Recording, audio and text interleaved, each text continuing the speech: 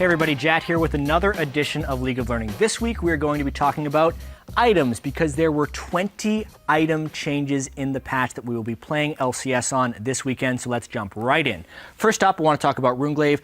No longer applies on spell effects, so that's Ezreal's Mystic Shot, doesn't apply it, but if you watched last week's League of Learning, shouldn't affect him. Mainly a buff to Eve and Nidalee. Look at Spirit Visage, that helps Soraka. People she's healing, she'll heal for more if they have that item. And Righteous Glory, that hurts tanks a little bit that we're using it as an initiation tool, but it still makes you just as fast and is just a little bit weaker on slightly lower cooldown. Definitely not dead as an item. Jumping into the Sated Devour, the more important thing right here.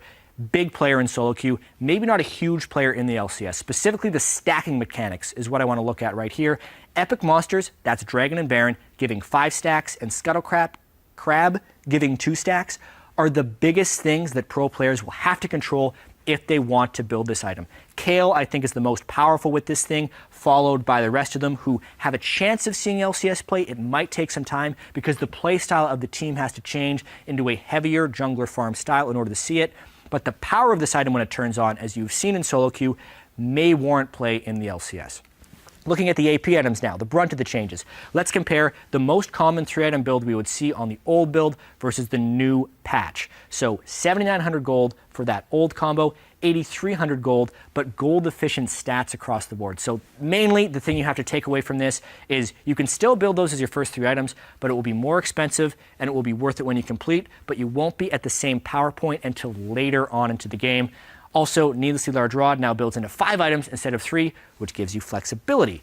Another thing that gives you flexibility is the fact that Needlessly Large Rod is now only 1,250 gold, and the build paths of the already smooth first items is even smoother now. Morellonomicon and Athene's Unholy Grail, if you just look at the cheap cost of those components, it's really easy to build.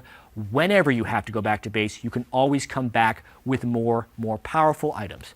From there, we have to look at Rumble, who is one of the biggest winners on this patch, actually, because his core item, the only person who really rushes a Liandry's, is getting a pretty big buff. 30 more ability power for only 100 gold. He was already pick or ban phase in a lot of LCS comps. That is going to increase to more bans and more picks in the LCS. Also, looking at some of the max item builds. We touched on the Needlessly Large Rod. This is the old max item build with all 3 120 AP items. It used to give 711 AP.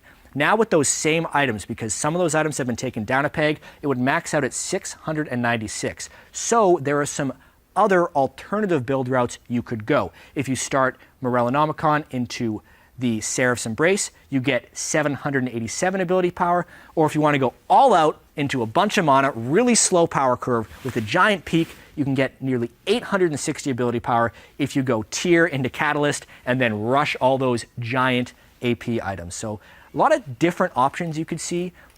The biggest option you have, though, is this Rylai's Crystal Scepter, maybe the most impactful change as far as the AP items go in this patch.